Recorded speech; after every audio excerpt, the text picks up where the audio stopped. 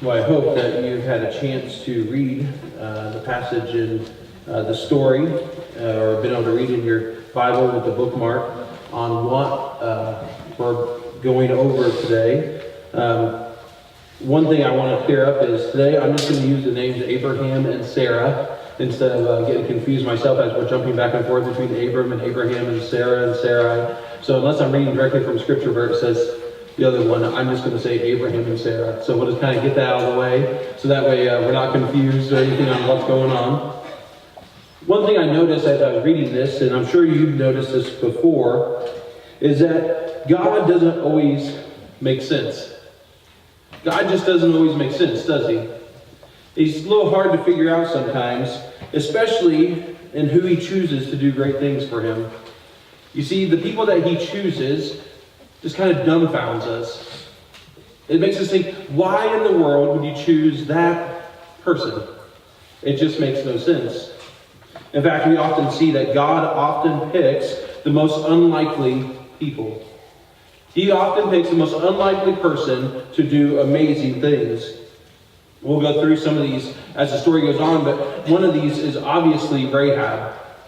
We look at the story of Rahab, and she was a prostitute that housed the Israelite spies to protect them when they came in to conquer.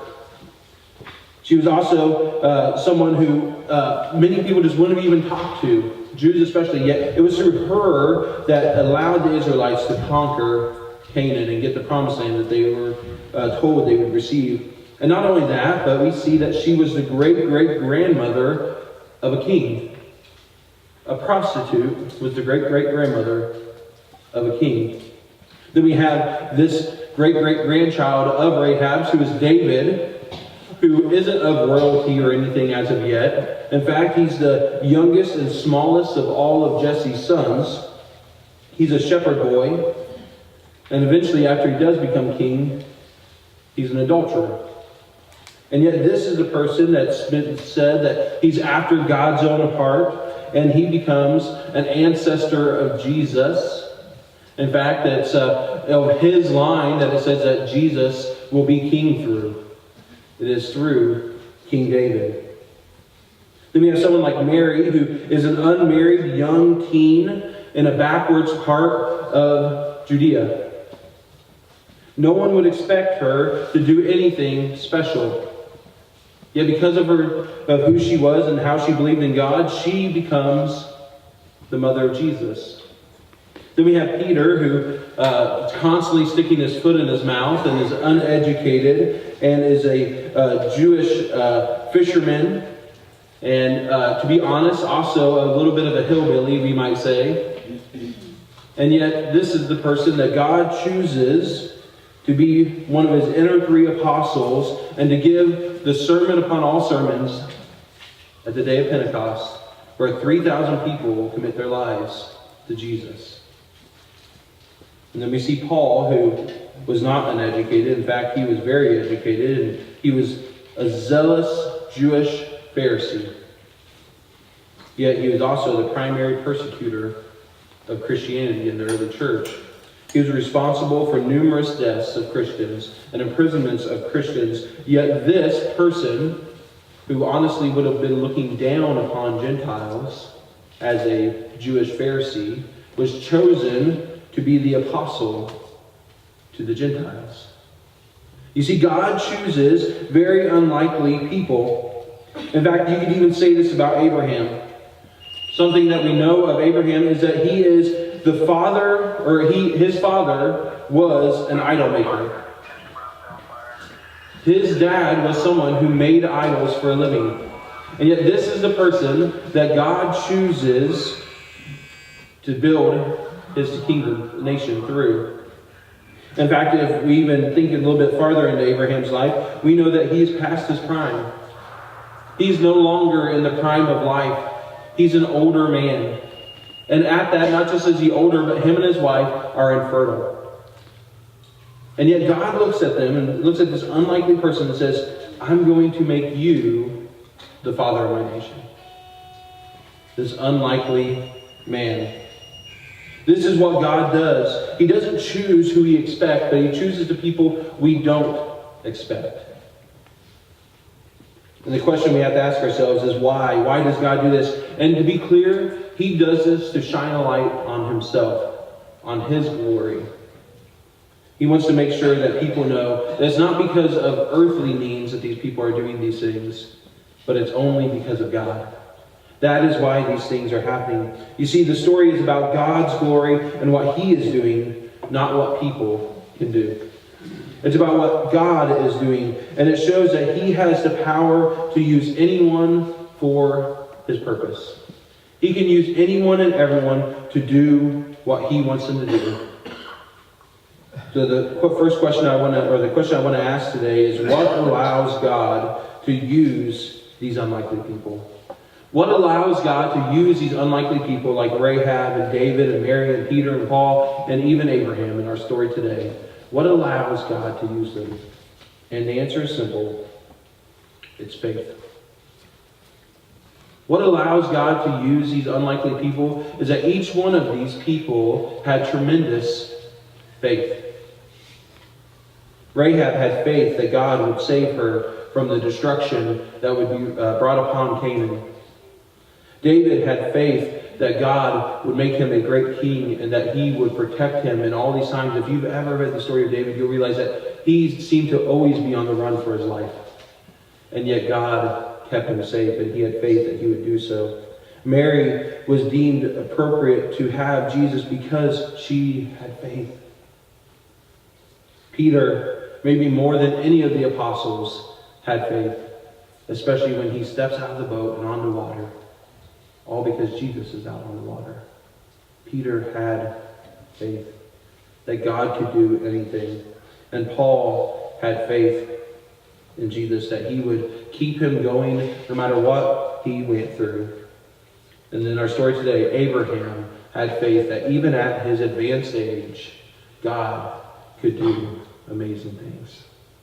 They all had faith.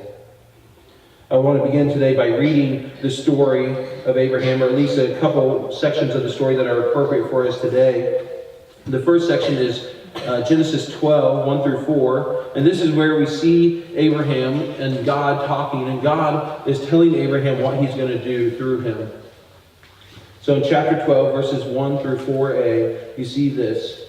The Lord had said to Abram, "Go from your country, your people, and your father's household to the land I will show you. I will make you into a great nation, and I will bless you. I will make your name great, and you will be a blessing. I will bless those who bless you, and whoever curses you I will curse, and all the peoples on earth will be blessed through you." So Abraham went as the Lord had told him. And we're going to jump ahead to chapter 22 of Genesis. In chapter 22 of Genesis, we're going to read an extended section here, 1 through 18, just to kind of give you a little bit of the faith of Abraham. Here it says, "Sometime later, God tested Abraham. He said to him, 'Abraham.' 'Here I am,' he replied. Then God said, 'Take your son, your only son, whom you love, Isaac, and go to the region of Moriah. Sacrifice him there as a burnt offering on a mountain I will show you.' Early the next morning, Abraham got up and loaded his donkey. He took with him 2 of his servants and his son Isaac. When he had cut enough wood for the burnt offering, he set out for the place God had told him about. On the 3rd day, Abraham looked up and saw the place in the distance. He said to his servants, 'Stay here with the donkey while I and the boy go over there. We will worship, and then we will come back to you.'" Notice that Abraham already has faith that no matter what happens, we will come back. Abraham took the wood for the burnt offering and placed it on his son Isaac, and he himself carried the fire and the knife. As the 2 of them went on together, Isaac spoke up and said to his father Abraham, "Father?" "Yes, my son," Abraham replied. "The fire and the wood are here, but where is the lamb for the burnt offering?" Abraham answered, "God himself will provide the lamb for the burnt offering, my son." And the 2 of them went on together. When they had reached the place where God had told him about, Abraham built an altar there and arranged the wood on it. He bound his son Isaac and laid him on the altar on top of the wood. Then he reached out his hand and took the knife to slay his son. But the angel of the Lord called out to him from heaven, "Abraham, Abraham." "Here I am," he replied. "Do not lay a hand on the boy," he said. "Do not do anything to him. Now I know that you fear God, because you have not withheld from me your son, your only son." Now I want to point something out to you. We're going to take a little break. You notice the angel of the Lord here, but when he says you have not withheld from me, this angel of the Lord, in fact, often when we see in the Old Testament where it says angel of the Lord, it's not an actual angel. It's God. Now we don't know if it's Jesus or the Holy Spirit, but we know it's one of them. And they're there in the presence of Abraham right now, and he's saying, "Don't lay a finger on him. I know that you have faith in me now." Abraham looked up, and there in the thicket he saw a ram caught by its horns. He went over and took the ram and sacrificed it as a burnt offering instead of his son. So Abraham called that place, "The Lord will provide."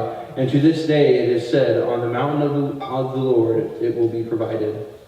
The angel of the Lord called to Abraham from heaven a second time and said, "I swear by myself, declares the Lord, that because you have done this and you have not withheld your son, your only son, I will surely bless you and make your descendants as numerous as the stars in the sky and as the sand on the seashore.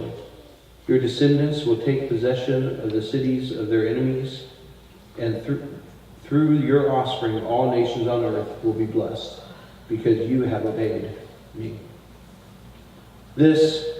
These passages show the faith of Abraham. We see this very clearly. You see, the first thing we need to understand about faith is that faith is obeying God even when you don't know what is going on. Faith is obeying God even when you do not know what's going on. You see, Abraham left and had no idea where God was sending him. He had no idea. But he was told to leave, and so what does he do? He leaves. We see this clearly in Hebrews 11, chapter 8, where it's called the faith chapter. And when referring to Abraham, the author of Hebrews says this in verse 8, "By faith Abraham, when called to go to a place he would later receive as his inheritance, obeyed and went, even though he did not know where he was going." Abraham had no idea what was going on, yet he just went. He went where God was sending him because God had told him to. Abraham was going to sacrifice his only son because God told him to. He didn't have to understand why. He just had to understand it's what God wanted. Even though God had never required human sacrifice before, he thought, if God tells me he wants me to do it, I'll do it. His only son, his son of promise, the person that God had promised him, even though they were old and feeble and infertile, he had told him, "I promise you a son." And Abraham was willing to sacrifice that son because God had told him to. We see this kind of faith in James chapter 1 and 2. In James chapter 1, the author of James, Jesus' brother, says in verse 22 of chapter 1, "Do not merely listen to the word and so deceive yourselves. Do what it says." Do not merely listen to the word, but do what it says. You obey God. You just don't listen. You do what it says. And then in chapter 2, verses 14 through 22, it actually talks about this very event of Abraham. It says, "What good is it, my brothers and sisters, if someone claims to have faith but has no deeds? Can such faith save them? Suppose a brother or sister is without clothes and daily food. If one of you says to them, 'Go in peace, keep warm and well fed,' but does nothing about their physical needs, what good is it? And then, in the same way, faith by itself, if it is not accompanied by action, is dead. But someone will say, 'You have faith, I have deeds. Show me your faith without deeds, and I will show you my faith by my deeds.' You believe that there is one God. Good. Even the demons believe that and shudder. You foolish person. Do you want evidence that faith without deeds is useless? Was not our father Abraham considered righteous for what he did when he offered his son Isaac on the altar? You see that his faith and his actions were working together, and his faith was made complete by what he did." Faith is obeying God. Faith is doing what God asks us to do in his word. And the author of James sees this, and so does Abraham. He understands that no matter what happens, he has to have faith. He has to have faith that God will do what he wants, and that his job is just to do what God asks. In fact, if we only listen and learn, but don't live it out, then faith is pointless. You see, if we only listen and learn and don't live it out, faith is pointless. What's the point of it if we're not obeying God as well? There's one other aspect of faith that I want to bring forth today that we learn about in this story, and that is that faith is trusting God even when what he wants doesn't make sense. Faith is trusting God even when what he wants doesn't make sense. That's what faith is. You see, Abraham trusted that God would lead him where he wanted him. He didn't know where he was going, but he trusted God to take him where he wanted. And he trusted that God would save his son Isaac. If we go back to chapter 11 of Hebrews, we see more where Abraham had faith in trusting God. Verses 17 through 19, it says this: By faith, Abraham, when God tested him, offered Isaac as a sacrifice. He who had embraced the promises was about to sacrifice his one and only son. Even though God had said to him, "It is through Isaac that your offspring will be reckoned," Abraham reasoned that God could even raise the dead. And so in a manner of speaking, he did receive Isaac back from death. You see, Abraham had complete and utter faith in God because he knew that even if he went through with the sacrifice, God had the power to raise Isaac from the dead. He had the power to do anything. And if Isaac was a person that his descendants would be through, then God would not allow him to stay dead. And that's the kind of faith that Abraham had. And that's why he told his servants that we will be coming back. Because he knew. You see, Abraham's trust didn't falter. He left home and he led Isaac to the altar. No matter what came before him, he had faith. Except in one instance. You see, there was one time where Sarah and Abraham did not show faith in God. And they did falter in their trust in one very key area. And this is good for us because we get to see what happens when we don't have faith in God. Not good for Abraham, but good for us because we get a little bit of a case study on what happens when we don't have faith. If we go to Genesis 16, verses 1 through 4a, we see a little bit of what this is all about. Now Sarai, Abram's wife, had bore him no children, but she had an Egyptian slave named Hagar. So she said to Abram, "The Lord has kept me from having children. Go sleep with my slave. Perhaps I can build a family through her." Abram agreed to what Sarai said. So after Abram had been living in Canaan 10 years, Sarai, his wife, took her Egyptian slave Hagar and gave her to her husband to be his wife. He slept with Hagar, and she conceived. This is not faith. This is Sarah and Abraham not trusting God. They decided that they knew what was best, and what was best for them was to commit adultery. This obviously wasn't an act of faith. In fact, it was the exact opposite. It was an act of fear. It was an act that God wouldn't do what he promised. And so Sarah decided to take things into her own hands. And if you notice that Abraham does not object. He took things into his own hands too, and took Hagar as his wife, and slept with her, and she conceived. And it's through this that Hagar bore a son named Ishmael.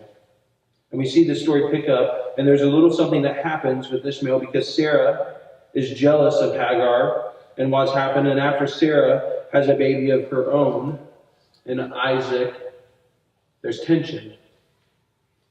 And we think, well, duh, there's going to be tension there.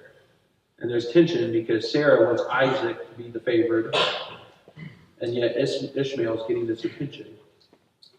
So Sarah doesn't want him around anymore. And so Sarah tells Abraham to send them away, and he does because God assures him that he will take care of Hagar and Ishmael. And so Abraham does send them away. And then in verse 12, God has something to say about what's going to happen with Ishmael. He will be a wild donkey of a man. His hand will be against everyone, and everyone's hand against him, and he will live in hostility toward all his brothers. That's what God says that Ishmael will be. And we need to understand that Ishmael is the father of the Arabian nations. Ishmael is the father of the Arabian nations, and still to this day, the line of Abraham is at odds with the line of Ishmael. Still to this day, the lineage of Abraham through Isaac is at odds with the lineage of Abraham through Ishmael. And it's because Abraham lacked faith. He lacked faith in what God was going to do, and because of that, the consequences have continued all throughout time. And so to this day, both Jews and Christians who consider themselves children through Isaac of Abraham are at odds with the children of Ishmael. And there's still hostility between them, all because of a lack of faith. If Abraham just would have had faith that God could do anything that he said he was going to do, all that hostility wouldn't be there. But because he didn't, bad things happen. I want to end with a story about a man named Charles Blondin.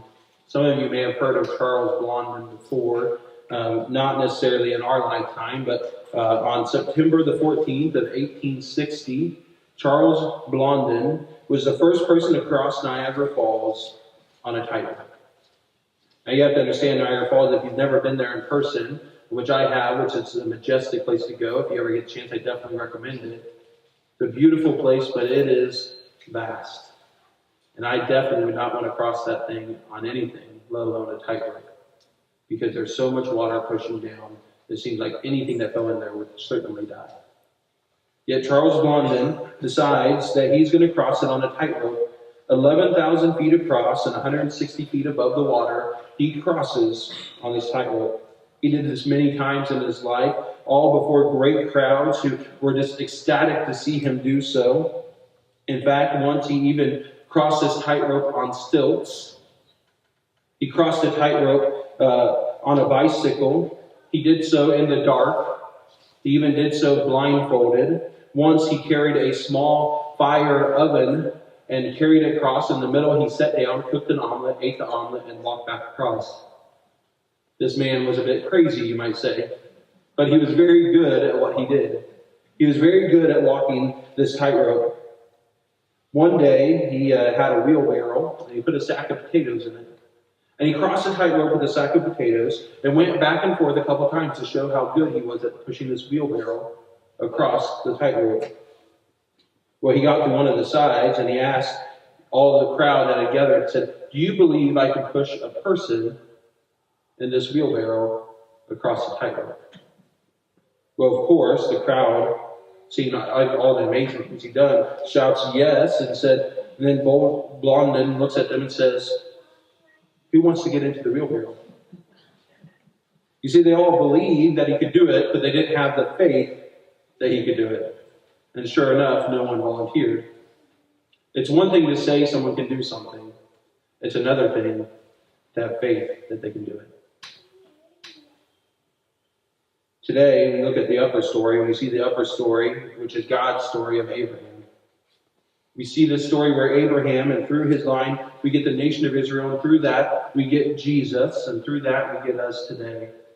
We see this path of redemption that God is setting forth through Abraham, this imperfect person, this unlikely candidate to be chosen, yet God chooses him. And then in the lower story, we see God with a wheelbarrow. We see God with a wheelbarrow telling you to get in. And the question is, do we have the faith to do so? Because we don't know what will happen. We don't know where God's going to take us in the wheelbarrow. But he's looking at us and he's telling us, get into the wheelbarrow.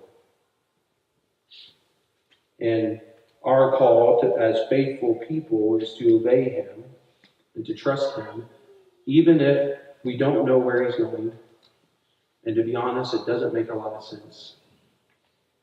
Yet we're called as people of faith, as Christians, to get into the wheelbarrow. So the question I leave you with this is, do you have faith enough to get into the wheelbarrow? Let us pray.